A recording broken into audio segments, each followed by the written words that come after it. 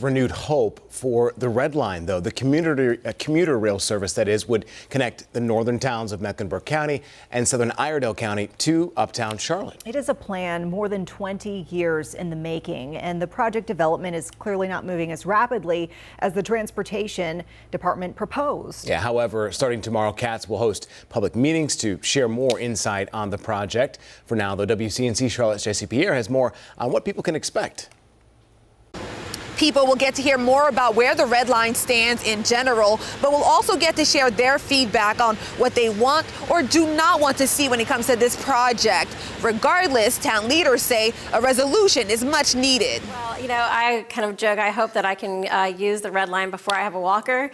The Red Line, a service that would connect uptown Charlotte to Mooresville, Davidson, Cornelius, and Huntersville, not falling off track. There is movement forward, and so I am hopeful for the first time. I know this is the farthest that we have come in this process with Norfolk Southern. Norfolk Southern, who owns the 25-mile track, would need to jump on board to bring the commuter rail to the region.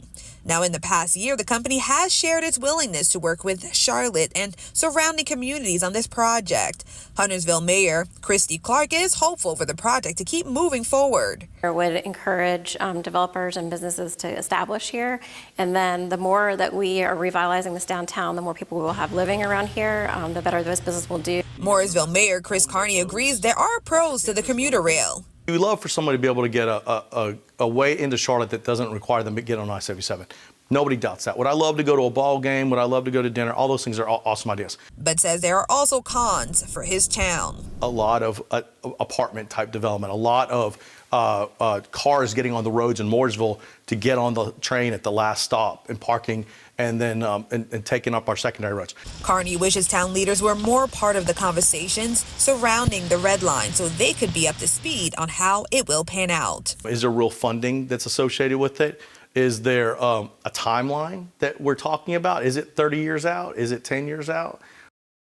There are in-person and virtual meetings coming within the next 2 weeks, and folks will also hear more about a timeline and the proposed station locations. In Mooresville, Jesse Pierre, WCNC Charlotte.